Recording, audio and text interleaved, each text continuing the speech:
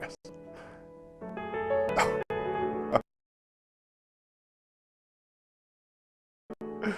Uh, oh, hello.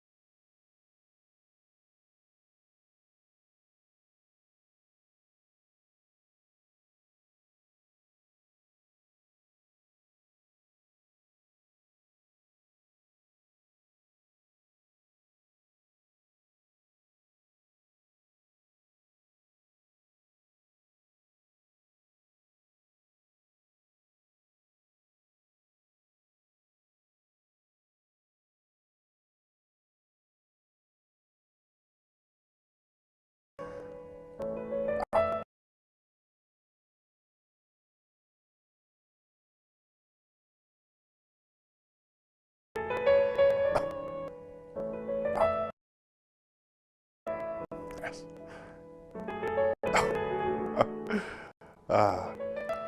Oh! You scared of me. How did you get into my home?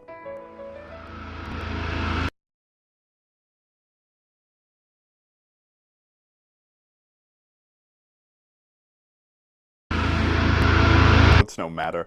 I'm just reading up on the world of shamanism while enjoying a nice warm glass of milk.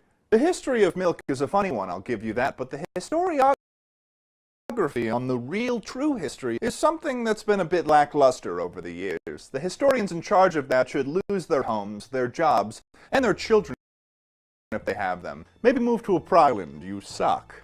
I've been doing a little bit of research on the history of milk, and what I found I was completely horrified by. I mean, most of the history on milk categorically wrong, or just miss it completely. That's why I think it's time that we get a little bit of a refresher on the history and the mystery of milk. Cheers.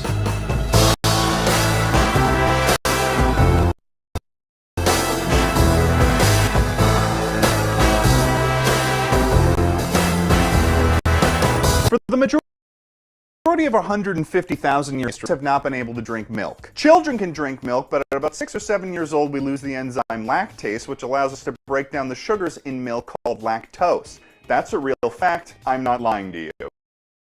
If some dumb, stupid Neolithic fool tried to get a glass of the good stuff at 12,000 BC, you'd get barfing, bloating, oh no, diarrhea.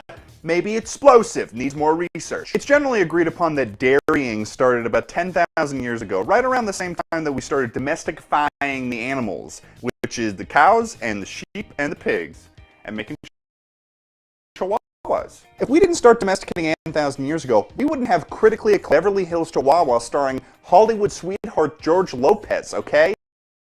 That's a win. Okay, picture basically one Neolithic shepherd saw a baby cow nursing from his mom, and he said something along the lines of, I mean, can you blame a man for shooting his shot with the titty of... Yeah, but, oh. Alright. And for a while we only made cheese and kefir. I don't really know how to describe what kefir is other than it's like animals. Something happened 7,000 macaroons ago, and that was milk is on the freaking menu, baby. Gene that allowed us to drink milk, and man, the people who had that gene were surviving way better than anyone else, okay? You see, milk is a complete food, which means it has all the nutrients that we would need to survive off of it exclusively. Meaning that I could start a country where everyone would have milk as the only food, and I wouldn't incur any human rights violations. That's a win in my book. Next thing you know, 80% of the Middle East and Europe have this gene, which explains this map here in mode that shows the prevalence of lactose intolerant in our modern times. I mean, read it and weep, Samantha. Unfortunately for us, this is where all of the accurate information on the history of milk ends, meaning that I need to fill in the blanks.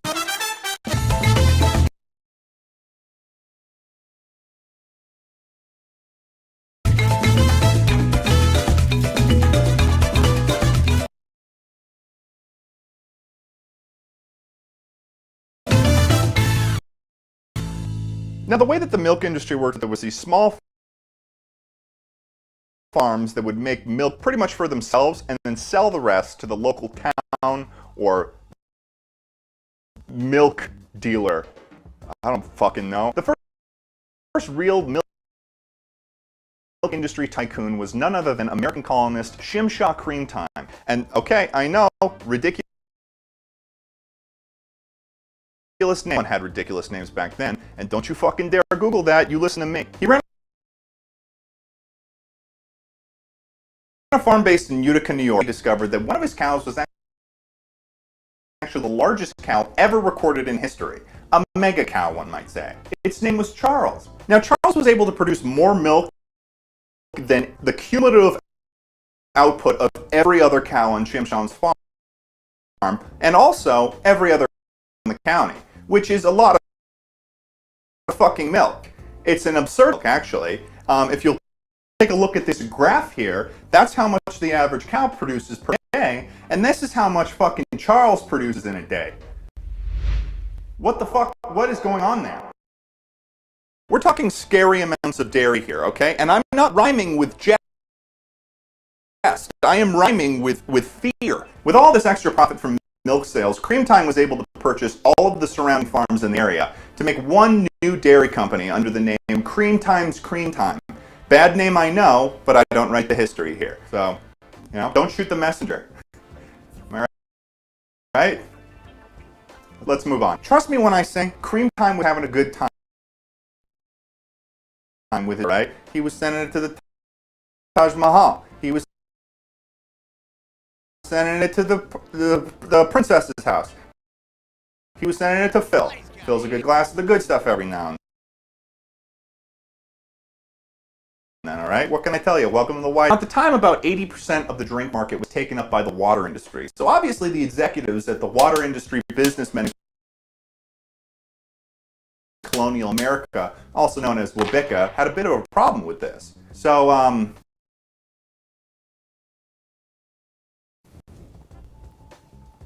mean, that's what led to the war.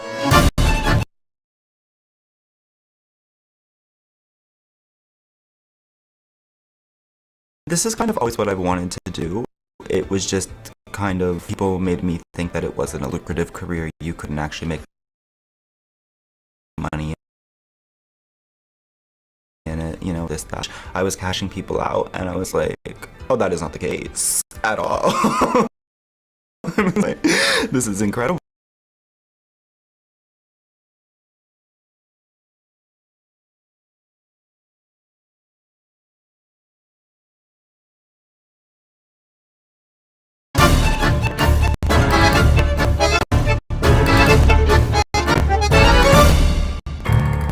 One of the most influential members of Wabika was none other than Carlos Fiji, and you might recognize that last name because he's actually the founder of Fiji Water. Incidentally, was not in Fiji, but in Worcester, Massachusetts, because it shed water. Carlos was running one of the most successful water shipment businesses in all of the Northeast, leading him to being one of the richest men in colonial. This is who Bernie was talking about, guys. Carlos essentially waged a very physical trade war against Creamtime, where he planned to destroy all of his and viciously slaughter Charles, which would essentially put Creamtime's business and the milk industry down the drain. Utilizing his massive amounts of money, Fiji hired an army of what we will be referring to now as water mercenaries, which actually Russian mercenaries that fought at the Battle of Trenton, but that's another story for another. Upon hearing of this war waged against his creamy good time, Creamtime decided to call upon none other than the Sons of Liberty, specifically Hercules Mulligan. Hercules Mulligan actually knew a guy that they had been considering, or they weren't sure if they were actually going to have to fight it, but you know, his name is George Washington. Yeah, George Washington fought in the Milk War of 1775. You're welcome, all right? Okay, hear me out. Washington, with his military expertise and plethora of plan. What was that plan? I'm about to fucking tell you. Can you ask questions while I'm doing the presentation? A uniform for all the soldiers to wear so they could simultaneously help Creamtime deliver milk while also being able to spring into battle whenever needed. Boom, a milk uniform. So, thanks for coming. This is how they won the war. This was the uniform of the milkman. In addition, they also donned a very famous milkman hat, which had a very wide interior, which allowed them to store more bullets in battle, because they're milkman soldiers. It was an ammo bag. That's what it was all along. Eventually, the Milkman Legion prevailed against Carlos Fiji and his water mercenaries, and they burned his house down and they tarred and feathered him. And I think they also killed his family. The uniform became a widely respected symbol of the prevailing of small business against evil large corporations.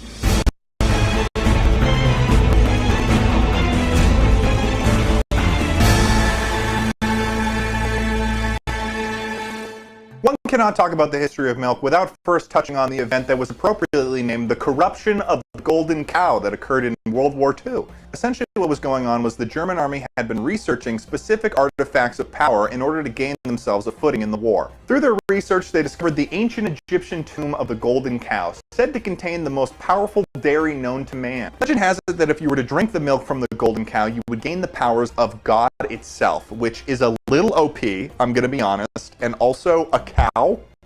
Why would you do? Whose plan was that? What even is the purpose of having a cow like this? One of the officers that was part of this research team, Friedrich, literally a Nazi, was obsessed with gaining this power for the German army. Let me break it down for you. Friedrich, literally a Nazi, that's his name. He goes into the tomb. Dumb move. Next thing, he finds the golden cow's milk. Wow, look at that, it's the golden cow's milk. Next step, he touches it. Hell portal. We don't like Friedrich, literally a Nazi, alright? Because he kind of fucked things for a little bit, okay? There was rainstorms. There was locusts. More than normal locusts. It's any normal hell portal. This was a class 6 hell portal, alright? Which means you've got guys, little crunchy men, big, tall rhinos with axes, and giant swords that can speak in Latin. Hello, demons, dude boys, crazy werewolves. You've got slugs with lasers. You've got evil Phil. You've got storks, no beak, and instead it's a Gatling gun. And a couple bonus ones you probably don't know. You got big lights with off switch that are just fucking nuisance, and you've got at least 15 to 20 Karens, but except they have knives, which doubles the danger there. Big buckets, dynamite. It was only until a separate stealth team of milkmen were able to perform the sacrament of dairy on the hell portal in order to close it. This eventually placed the milkmen in the front lines of World War II, fighting the Germans and eventually taking Berlin. Because of this mission, President Dwight D. Eisenhower decided the Medal of Honor to the squad leader of the Milkman Legion, Peyton Manning. This event was probably the most monumental thing that has happened to the milk industry in its history, of course, until 40 years later, the robot cow uprising. So,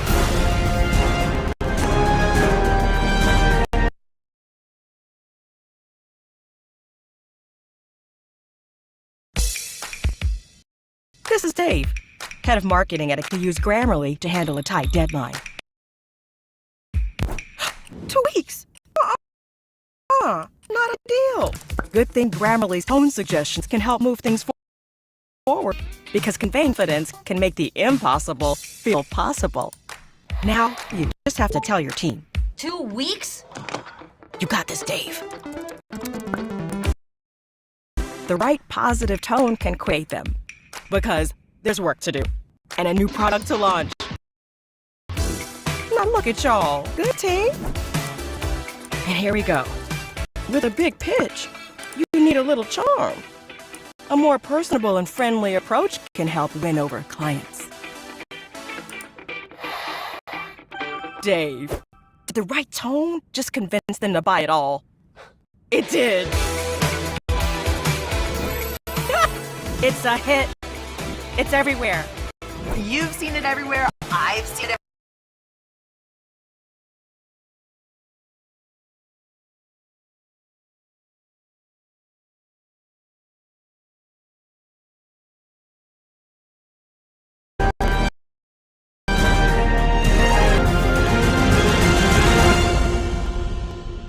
the year was 1984, and famous robotics and genetics trailblazer Greg Lil Rat trying to develop a breed of cow that would produce a similar amount of milk that of the famous mega cow, Charles. Utilizing his unique understanding of robotics and genetics, Lil Ratman was able to develop a cyber mega cow, a breed of cyborg cow with advanced intelligence that was able to decide for itself the amount of proper maximized milk production. I mean, the thing is about these kind of things is that they never go well, right? Why would you give advanced intelligence to a cow, all right? We've been taking advantage of them for 10 fucking years. Oh, nice one, dude. I think you can kind of see where this is going, but it didn't go, so Greg's dead. One of the cows learned up itself laser vision, so that was a problem, I suppose. Yeah, it was an issue. Okay, this is where things get ridiculous, so bear with me here. What else are you going to do as a vengeful robot cow in 1984? Well, of course, you're going to exacerbate the tensions between them and the USA. The cows use their advanced intelligence to hack to Russian missiles. You know, nuclear war would be now a possibility here, okay? Overall, an event second only to the Cuban Missile Crisis. So pretty good for cows cause quite a problem. However, thanks to the times that Cream Time Intelligence Agency, they're able to take down the cyber mega cow for good.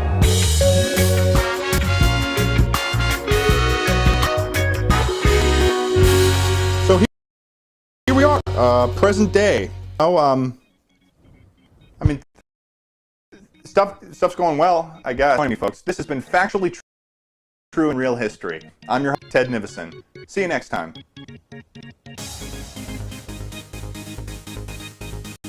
I'm in a field. With cows. And you're zooming out. But there's still more cows. It's a field full of cows. It's a field of cows. I've never seen this many cows before in my whole life. Cows are there. At least 10. Maybe 20. Shit, there's a lot. Where the hell am I? Where the hell's my car? Oops.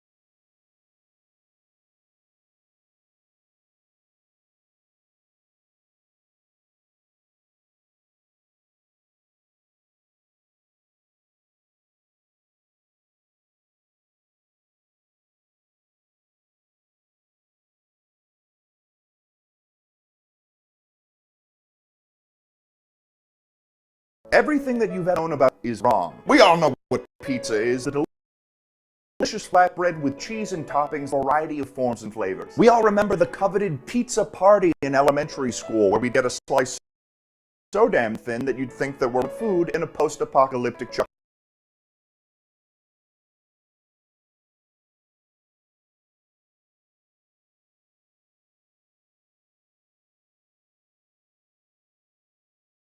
Cheese. That was also the moment that we learned that God is in. He just thinks it's funny when we're sad. It was one of the greatest culinary inventions in modern history that basically put Italy on the map. Because let's be honest with ourselves here, there's no way you thought a country shaped like a boot worn by white Anglo-Saxon horse girls in autumn was real. But what if I told you that the true history of pizza had been hidden all of these years? Join me as we delve into the real history and the mystery of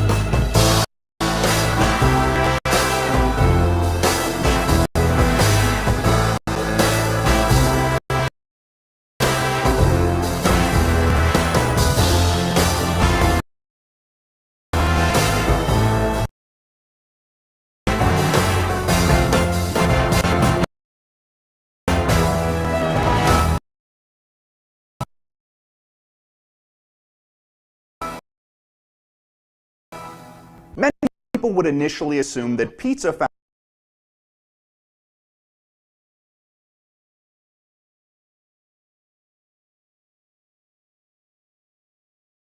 You know that feeling having to rewash dishes that didn't get cleaned?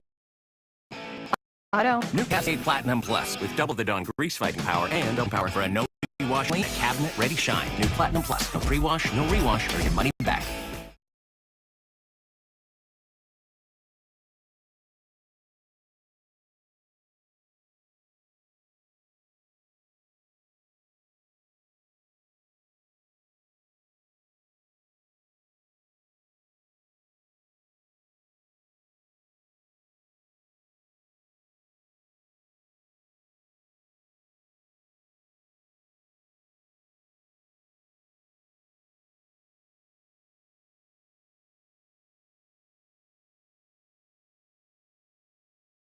further back than that to Babylonians. This revelation came with the discovery of an ancient Babylonian recipe book in the form of a clay because, and this may come surprise to any of you, they did not have mind when I found that out. What the fuck? Amongst your regular recipes of meat and vegetarian dishes, it also speaks of a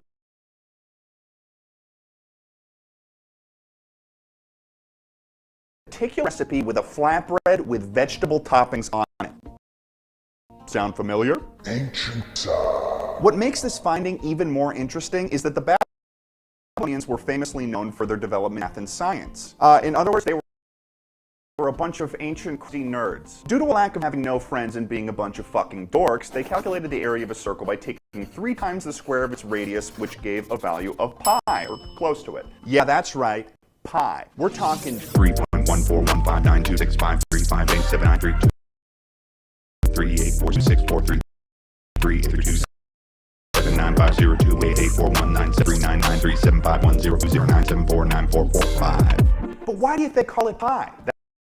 That stands for pizza pie. The ancient inventors of pizza also invented circles. Unfortunately, after the Persian king Cyrus the Great conquered Babylon, the development of the pizza that we know today was almost halted because for some reason the guy just didn't like. Now let's talk about Little Caesar.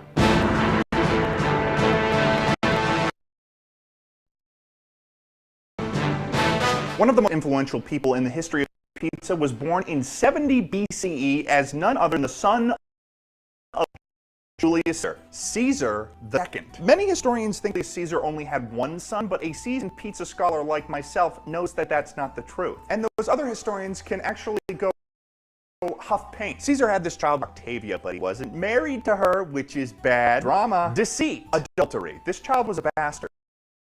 And what makes matters worse is that when Octavian was Caesar II, she got attacked by a bear, so he came out real small.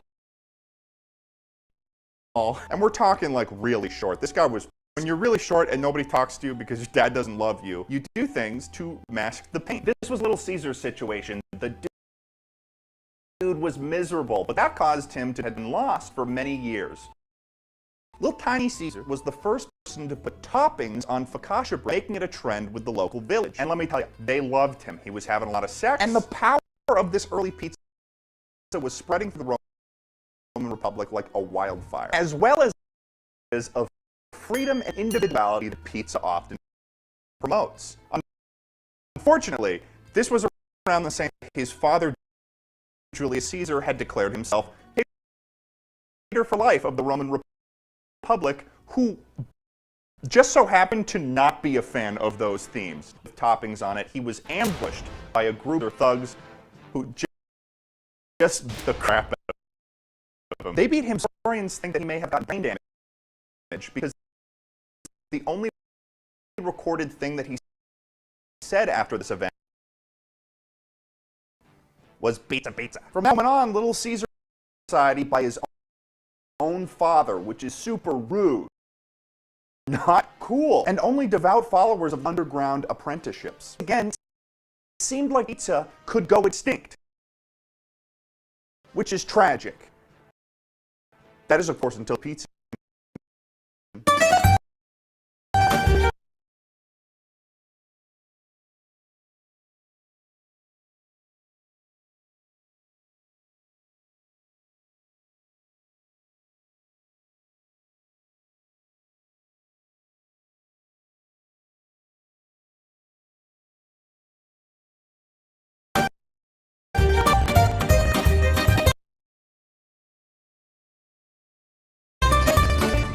Little Caesar, with his limited vocabulary, passed down his pizza recipe for hundreds of years, with apprentices adding their own little jazz to the mix, their own little spice. People added tomatoes, they added cheese. It was becoming more complicated, more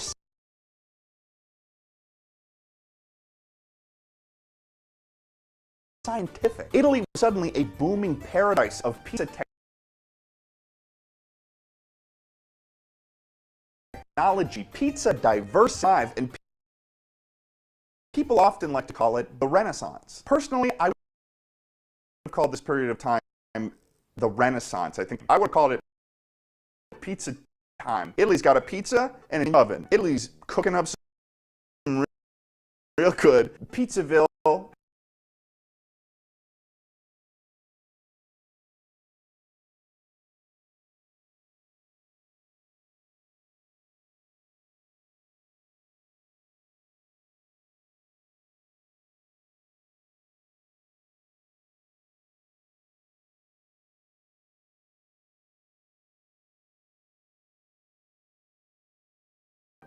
And the Pope is there too. And after this period of time, pizza spread throughout the world. People were eating it in Moscow, doing the little Moscow dance that look at them go. People were eating it in China with those cats. From the PBS show that I saw when I was a kid eating pizza, they wouldn't have built the Great Wall of China because they wouldn't have had the strength. And of course, pizza was its way to sail seas, which is where we went into pizza beard.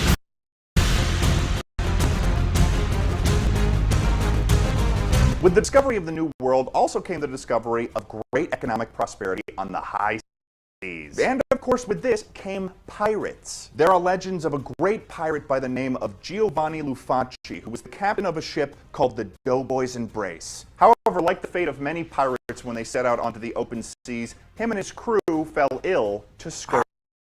If you don't know what scurvy is, it's when you don't have enough vitamin C and then your teeth fall out. Just when it seemed like everything was lost though, Giovanni had intuition to put limes, a topping on the ship's supply of pizza, saving the crew and him the title Pizza Beard. Pizza Beard and his pizza crew went on to fight many battles, only with Pizza Beard being hanged for punching a kid. He was actually hung by his own crew because in terms of where they draw the line, punching kids. Hundreds of years later, many pizza artists Beard went on to seek their fortune in the land of opportunity. This, of course, leads us to... Oh, where am I? I'm lost in the big city. Just kidding, I know exactly. I'm in the home of New York-style pizza. Characterized large hand-tossed crust and sold in big city that never sleeps. This is a good slice. What historians don't tell you, though, is this pizza style is connected with the famous 5 families of the Italian-American organized crime scene. You've got the Maranzanos, the Profacci, the Manganos, the Lucianos, and the fucking Gaglianos. But what they are is the Mozzarellas, the 6th family in the Italian-American organized crime. Don't believe me? Don't look it up. The Mozzarella family was founded by Antonio Prosciutto Vaffanculo, but his friends like to call him Tony. His enemies,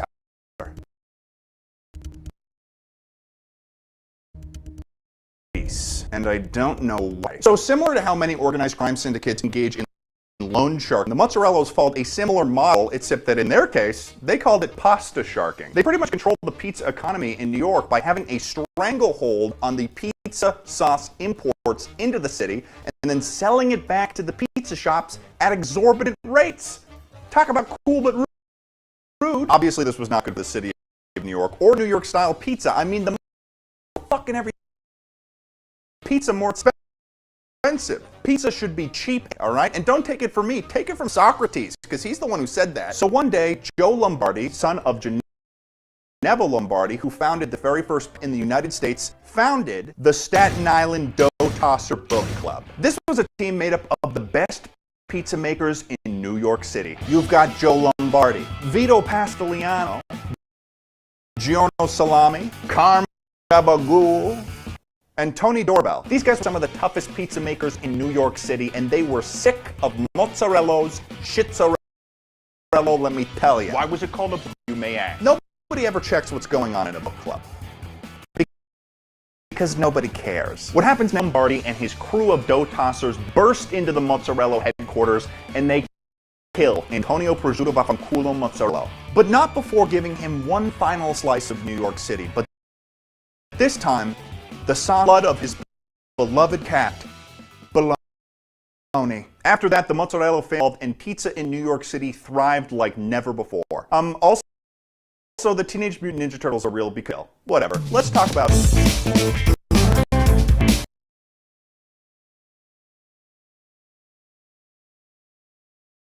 The key to great skin is exfoliating, and Old Spice gives me both.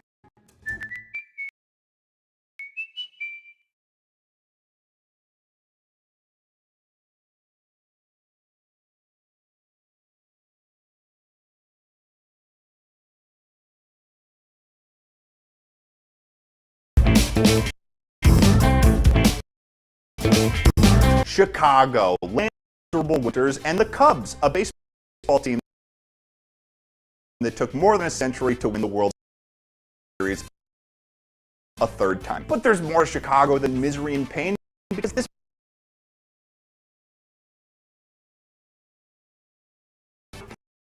place of deep dish pizza, too, was brought by the misery and pain that is the city of Chicago. During the winter of 19, one of the most terrible blizzards hit the city of Chicago in what was called the Armistice Day Blizzard, but what I will be renaming the Deep Dish Day Blizzard. Put it in the history books. Please, history book companies, answer my calls, because I got a lot of information you guys are fucking up. This blizzard was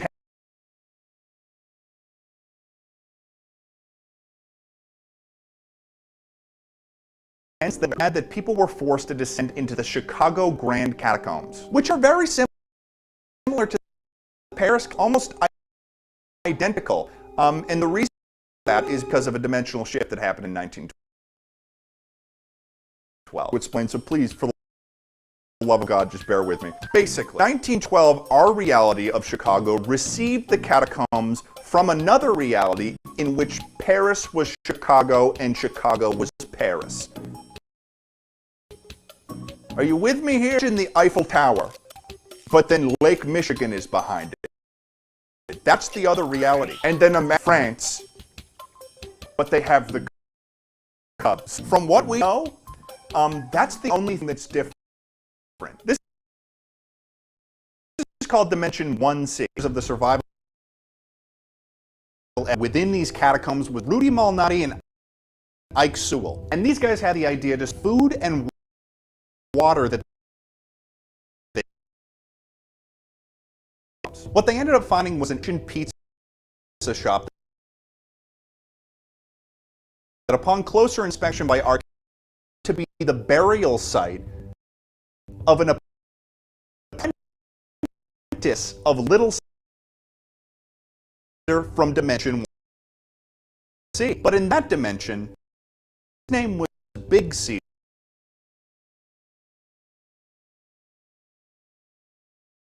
And what they usually well preserved these tomatoes that just so happened to be perfect for me. It's unsure of who had a more significant hit in the process, but Rudy and I worked together to develop a pizza that had a deeper crust that made it easier for the survivors in the catacombs to go longer. After this event, Rudy and Ike went on to start their very own pizza chains, Domino's Pizza and Pizza Hut. But who truly invented the deep pizza still remains a mystery. Don't believe? Listen to what local Chicago pizza expert Edward Burbank has to say about this. Hey, Ted, I read this paper you prepared for me, and I have to say, other than the fact that there's a bit of a dispute whether Nadi or Ike Sewell invented deep dish, I really don't know what the rest of this is. I've never even heard of it. I grew up in the suburbs of Chicago. I mean, information even came from? What is the Chicago catacomb? All right, Eddie. That's enough out of you. Always joke. He's a joker. He's funny. He's a funny fucking guy. He never tells the truth. Unlike me, of course, I always tell the truth. Overall, this was probably one of the strangest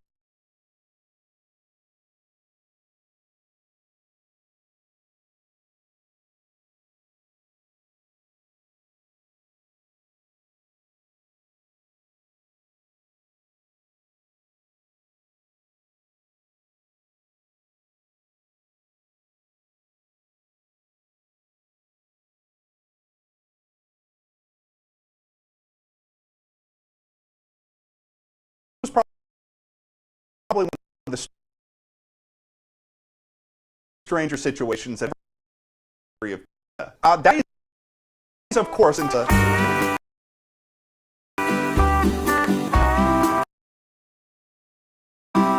the year was 1975, and Navy scientists were doing research on these ancient tablets that were found in the lava. These tablets depicted was the process of putting ham and pineapple on what could only be determined to be pizza.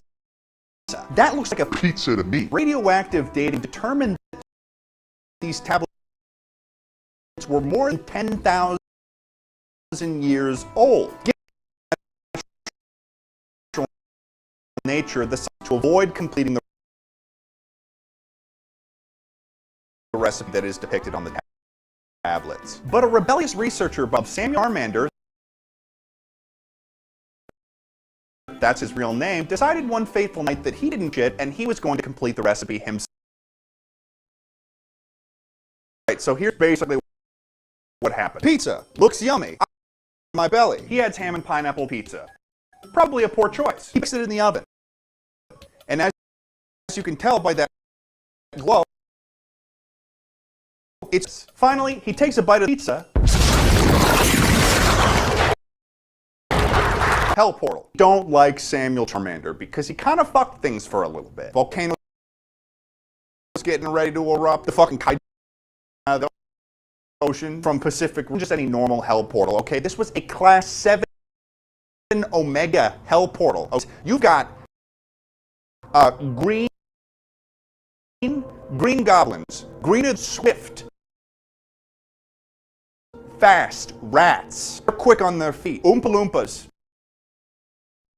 But they're blue, and their boombox that's blasting 21 pilots. Pain in the ass. An ugly guy named Gorgonzola, and he's really rude. Oiled and slippery old men. And I know what you wouldn't believe it. Flashcards, lots of them, and you don't know any of the answers. That cactus, size of that thing. Just the sentence on a Minecraft sign. I don't even get this one. Monkey meat. Just a pile of mutilated monkey. You've got real dense birds that fly into windows. Washing machine. Everything comes out smelling like you've got, and it's something he just, you like it, you know? Go. We all know that's an issue. As you can tell, this was a pretty serious situation, and it almost sunk the entire island of Hawaii. However, thanks to the technology that was available in 1975, these Navy scientists were able to unbake the pizza using a device called a nevo, which does quite literally the oven. It unbakes the pizza. Speed is the closest that we've ever gotten to facing the otherworldly and supernatural reality of pizza. That is, of course, if we weren't talking about. This one's pretty dang simple. You deserve to know the truth. Do not know where pepperoni comes from. We don't know. I tried to figure it out. A dimension where everything is made of pepperoni. But let me tell you, we can't get there. We can't get there anymore. I don't know. Is something about there was a portal. It was there. The pepperoni dimension was there. I would have loved this. They blew it up. Oh. The pepperoni, they blew it up. They blew up the pepperoni portal. And we can't get to the pepperoni.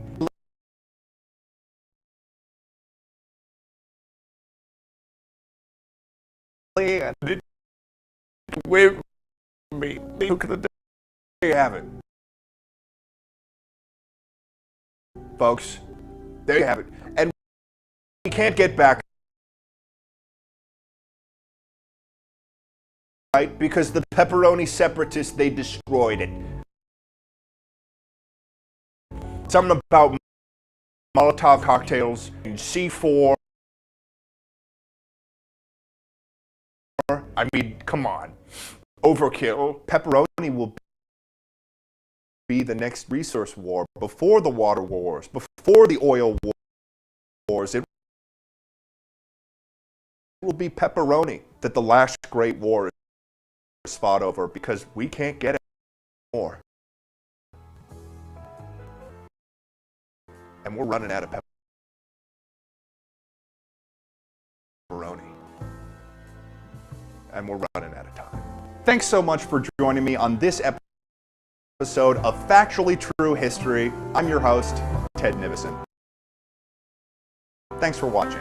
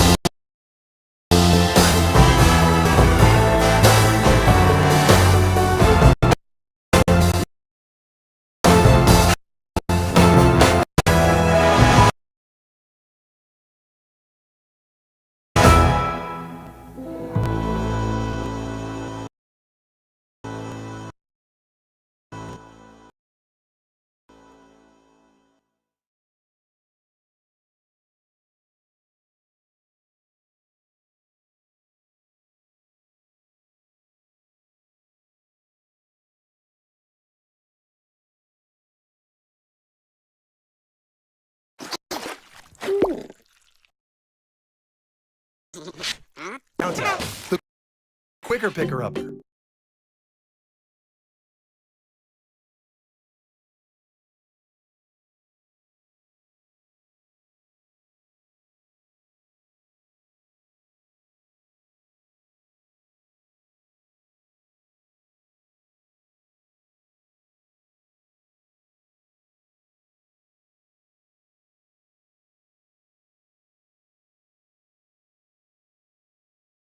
Everything that you've ever known about hamburgers, what hamburgers are, the iconic beefy patty with cheese and toppings in between two buns. And we've come to love the corporations that sell them, like McDonald's with their Big Mac and nostalgic children's play places, of which half of our parents wouldn't even let us go on because they thought eating the slide and catch syphilis.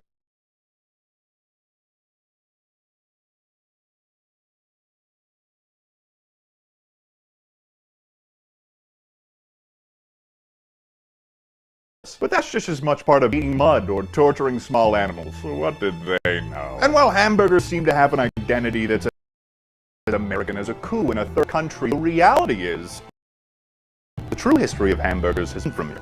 All of these years. Join me as we delve into the real history and the myth of burgers.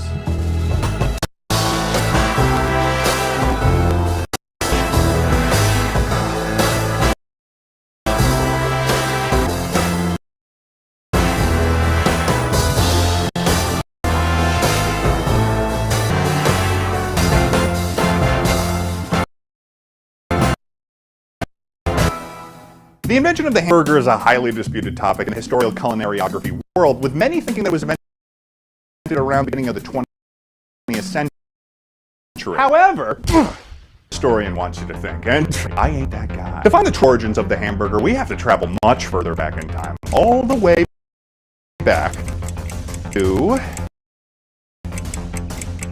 take forever.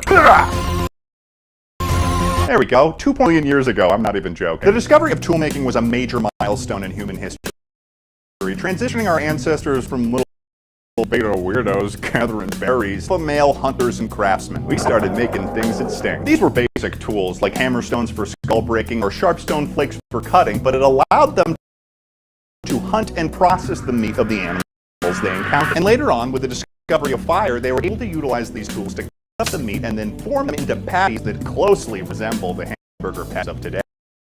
So how did they cook these patties over the fire? Well, they were cool. There is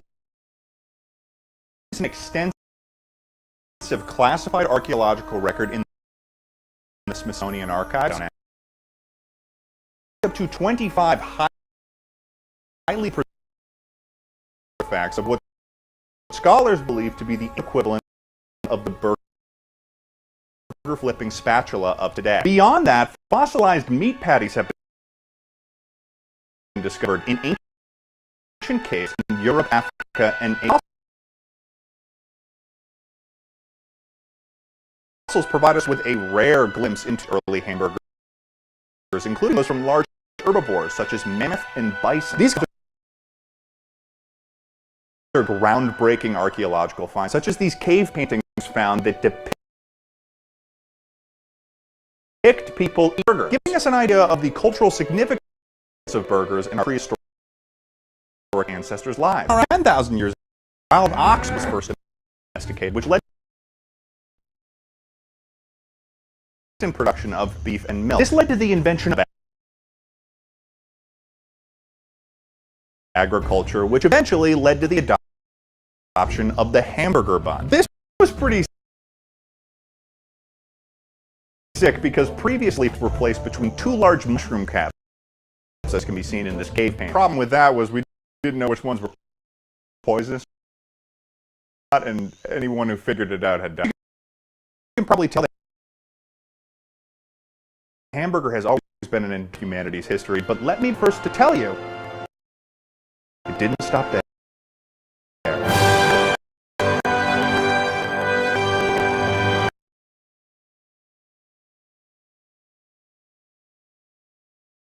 Hamburgers took hold in a variety of cultures across the world, but one of the more notable occasions was in the Roman Republic in 44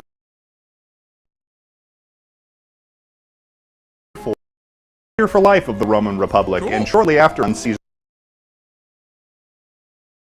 II, also known as Little Caesar, for his controversial ideas regarding pizza. This event had a profound impact on the culinary landscape, as with banishing his weird son and outlawing the production of pizza, a culinary power vector. Roman cheeseburgers quickly emerged as the main dish that was consumed, as they were easy to prepare and could be consumed quickly. And the cheeseburger's popularity can absolutely be seen in cultural works and discovered from this time period. Roman coins from this period heavily feature cheeseburger, demonstrating the importance of this dish in Roman culture. And found in Pompeii and Herculaneum, two cities' destruction of Mount Vesuvius in 79 AD.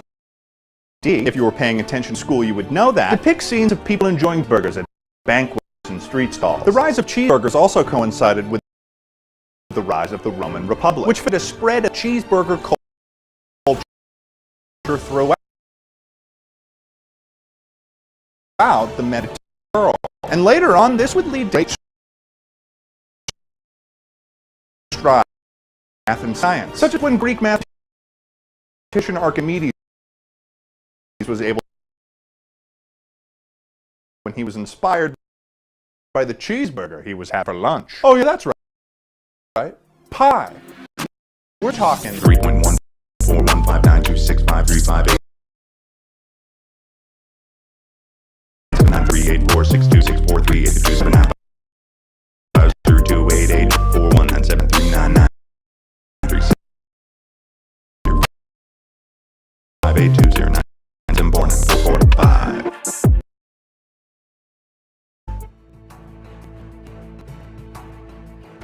I'm an Irish.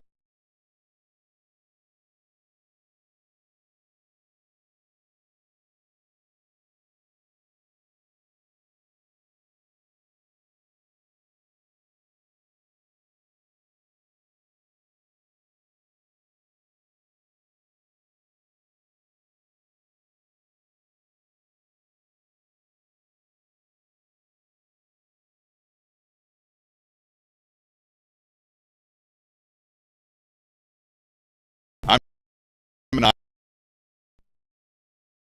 Ireland right now, visiting one of the most famous locations in the war occurred here where they fought over the famous Irish Dubliner cheeseburger. These hallowed walls hold more history of the cheeseburger than I could possibly fathom, and it's really incredible to see it in person. But what I'm really here to talk about is the new that we opened at the museum. Brand new items for you to get right now at incorrecthistory.com. Most of these foreign lands were secrets into my ears. It's telling me this is the best goddamn merch I've ever made. Go to incorrecthistory.com and get some sweet merch and a lesson in the history of cheeseburger culture. But who could talk about the spread of cheeseburger culture without first talking about the int of the Vikings?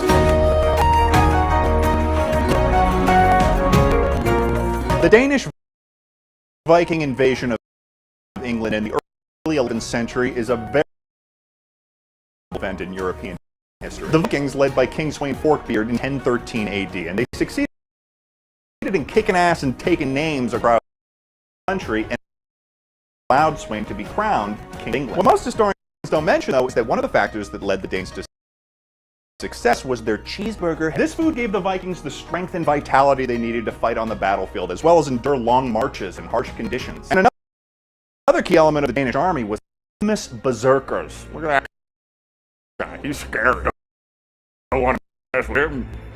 The berserkers were a group of warriors known for their ability to enter into a frenzied state of mind during battle. And they were fueled by a rare variety of Danish cheeseburger. And if you have a hard time with context clues,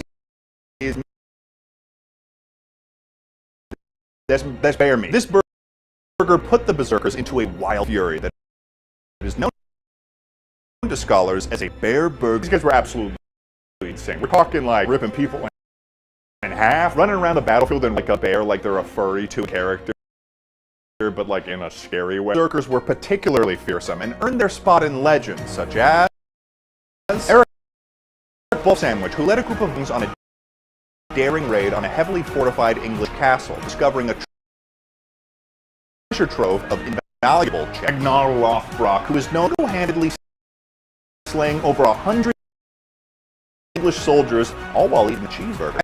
Who could forget Gudrun Bersen, who led a cavalry of bear-riding berserkers that tore across, striking terror into the hearts of the English. When King Sweyn's heir Canute was crowned King of England, Danish cheeseburger culture was often considered by scholars to be the very first Burger King. After his death in 1035, the Burger King monarch sought to expand its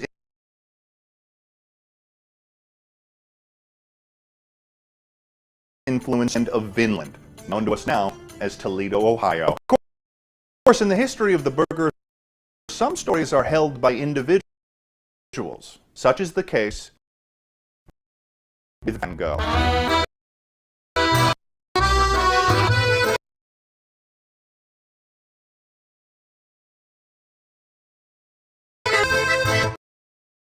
Vincent van Gogh is one of the most celebrated and well-known artists of the modern era. His works, character dynamic brushstrokes, bold colors, are renowned for their emotion.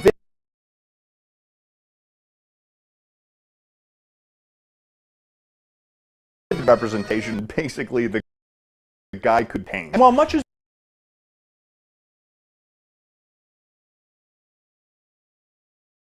turbulent life and artistic vision, few have chosen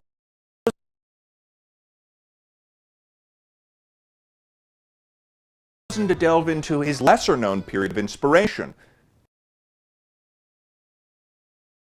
his dreams of cheeseburger. Cheeseburger period began in the summer of 1888 in Arles in southern France. Look it up, I dare you.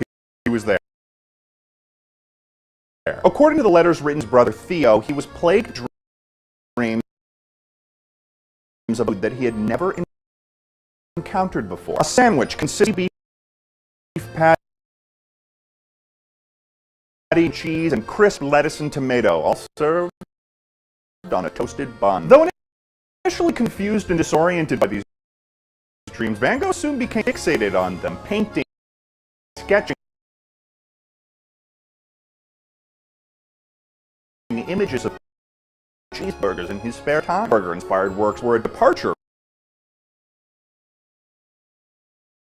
from his usual subject matter, making landscapes and portraits, creating abstract, expressionistic pieces. One such work, titled Cheeseburger Sunrise, depicts a towering field against a vibrant orange and yellow sky, evoking a feeling of warmth and that Van Gogh associated with the food. And despite the cheeseburger-inspired art, Van Gogh never exhibited these works publicly. Scholars speculate that his peers would reject his unconventional subject matter. I mean, the guy was making giant paintings of cheeseburgers in 1888, so, I mean, it was avant-garde. Nevertheless, the influence of this period can absolutely be later works, which incorporate elements of his cheeseburger-inspired style. For example, Starry Night Over the Rhone features swirling brushstrokes that evoke the same feeling of movement and energy as his earlier cheeseburger work. And while much of this cheeseburger art has been lost to history, its impact can still be felt in the enduring legacy of one of the world's most beloved artists. Okay, let's talk about World War II.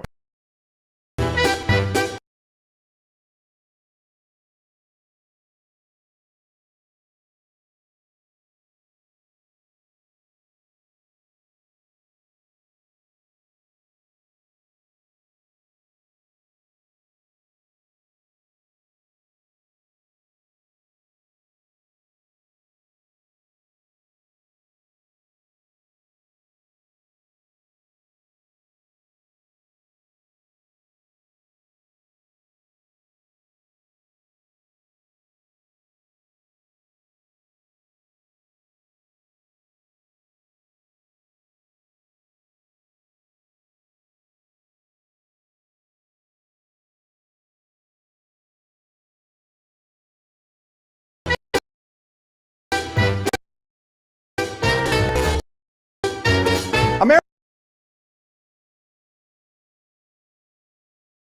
is often considered to be a highly cheeseburger-centric society in modern times. And throughout the history of the nation, that could absolutely be true. However, it wasn't until American European theater in World War II that the cheeseburger really started to take hold of American society. Due to the massive demand that the wartime chain placed on American industry, the U.S. government had to enforce sanctions on the American public. Meat, cheese, bread, and various other grocery items were unable to be purchased without a government-issued coupon. And this was due to the fact that the U.S. government had figured out that cheeseburgers were the ideal food to properly satisfy soldiers' lines.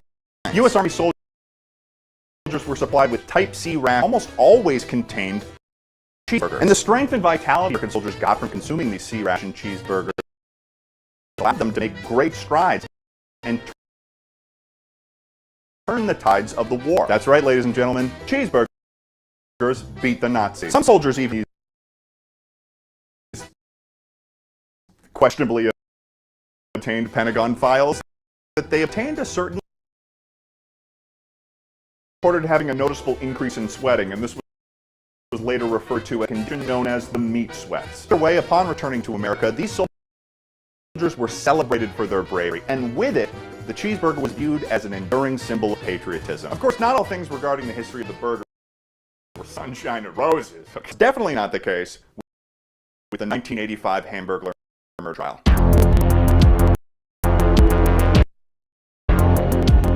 The 1985 Hamburglar murder trial was a significant event in American legal history that captivated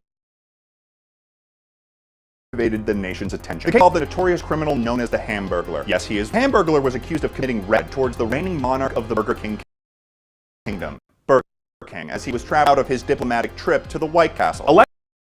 Allegedly, the Hamburglar had been witnessed snooping around the area near where the King had been killed by 5 guys who were trapped for a check tournament. 2 of the guys, Allen and Wright, called the police, while the 3 others, Culver Hardy and his brother Carl Jr., attempted the Hamburglar until Officer Big Mac arrived on the scene to arrest him. Let's say this did not go as planned, as the Hamburglar would then steal the 5 guys' white Ford Bronco, leading to a 45-minute-long police that was televised live on news channels across the nation. It is estimated that over 91 million people were watching these broadcasts. Eventually, the Hamburglar was arrested and placed into custody, and the murder trial would begin. The prosecution's case was based on substantial evidence and eyewitness accounts, which suggested that the Hamburglar was the defense team, led by Donald McDonald and Grimace, suggested that the prosecution's evidence was flawed and that the Hamburglar had been wrongly accused. One of the more famous moments from this trial was when the prosecution pressured the Hamburglar to try on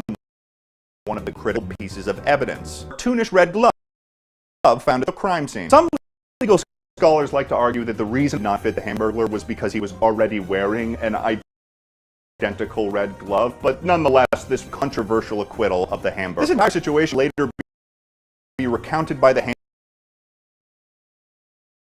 Hamburglar in his biographical true crime book, I Killed the Burger King, or Did I? Hee hee. Despite everyone in the world mysteriously forgetting that the Hamburglar happened, Burger King would still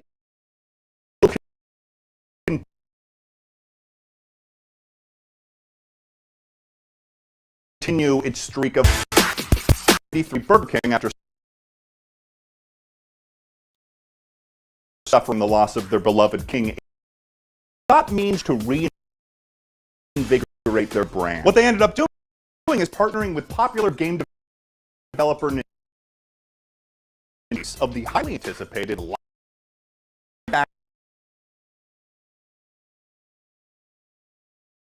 Super Mario, a special burger known as the Bowser Burger. It looked like Bowser's shell with spikes protruding from the bun. However, what started strategy ended in a PR disaster for both Burger King and the Mario. According to reports, the recipe for these Bowser Burger spikes had accidentally been changed somewhere down the production line after the taste had concluded. That ain't good. The spikes were that was similar to the bun that they were on top of, but instead they ended up having a hardness 8.5 Mohs. Mohs is a scale of mineral hardness used in geology, with the human tooth has about a 5 on the scale. So if you're doing the math, the Bowser Burger spikes were harder than teeth. As a result, many of the specifically to the roofs of their mouths. Burger King was quick to risk issuing a public statement and pulling the Bowser Burger from their menu, but the damage had quite literally. Across the nation, there were large angry mobs of angry moms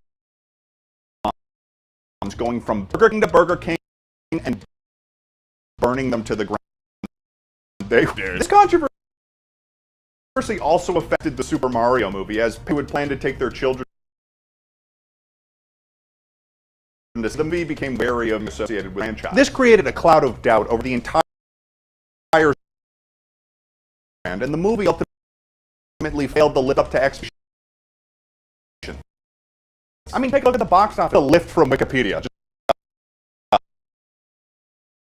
This is basic knowledge in the history of burgers, but there are some classified secrets, included even the most experienced historiographer, such as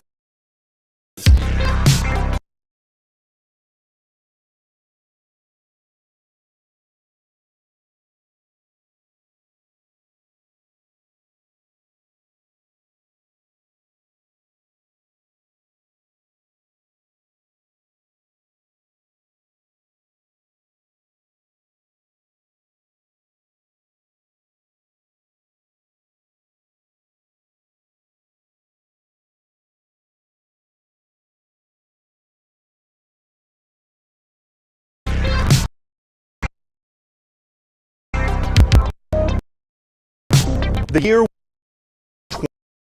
2011, and university were working on a revolutionary project, a type of burger patty that had the same exact taste and texture of meat but was made entirely of plants.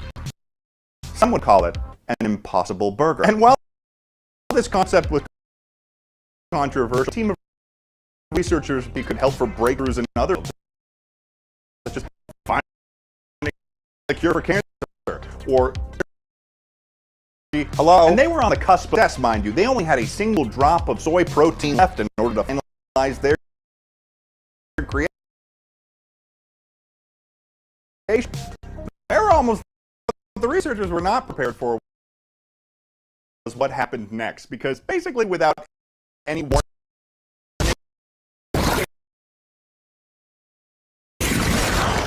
help. There's a reason why a lot of this history stuff gets swept under the rug, and that's because very often in the true history of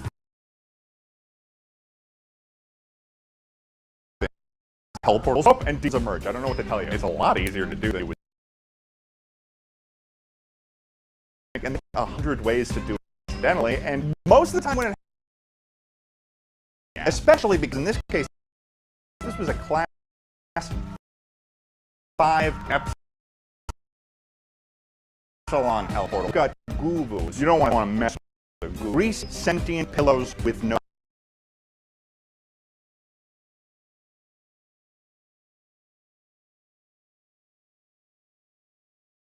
Those ants that ate the guys called the movie, but like twice as much. It's not good. An entire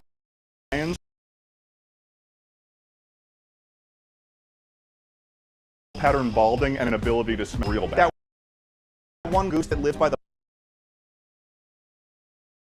pond in the park have been attached children. Yeah, no, he's here too. Billy, but he doesn't introduce himself, like in an egotistical way, as we're supposed to know what his name is already with. It's just fucking up. Emotion. Frat guys. Alternates. Bit of a niche reference, but if you know, then you know what's happening. Fat cactus again. I mean, look at the size of that. A perfect taco, except that there's razor blades in it. Halloween candy, except they're filled with marijuana and weed. A little nymph that follows you around and while you're in public, and then just screaming racist shit in your voice. Tall giraffes, and they with a machine gun neck. Yeah, that's gonna look an edit. The researchers were able to close the portal by saying blood 3 times in a mirror, but this disaster raised questions about the nature of meddling in forces beyond our understanding. Some saw it as a reminder to not remind the scientists of their limitations. However, I've known for years, party and play here. Those who believe burgers or any food should stay simply to their historical recipes written by them, based on history, molded by them for thousands upon thousands of years. And this group, of course, is referred to as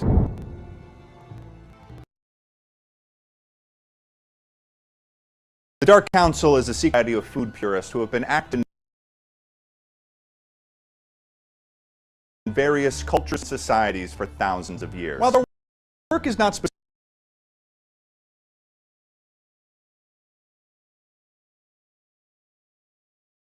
specific to food-based historical experience, historiographer, they have been a thorn in my side for my entire career. They enlisted complete control of a large fast food corporation. Many historical figures and politicians today are considered to be members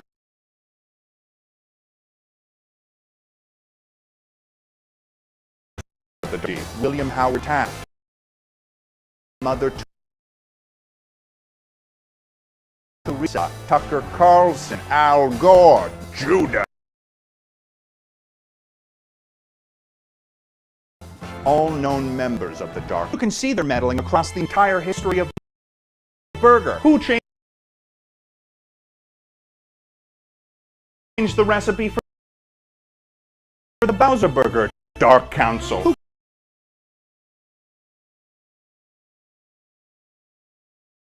Dark Council. Who started the fire that destroyed many of Vincent van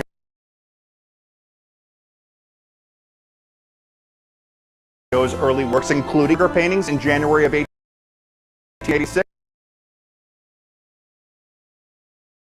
Dark Council killed the Burger King.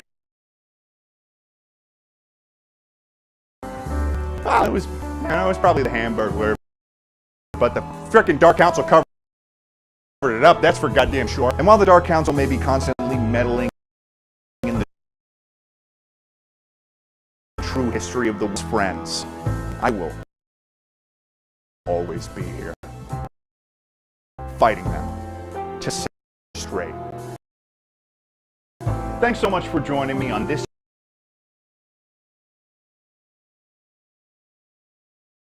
Factually True History.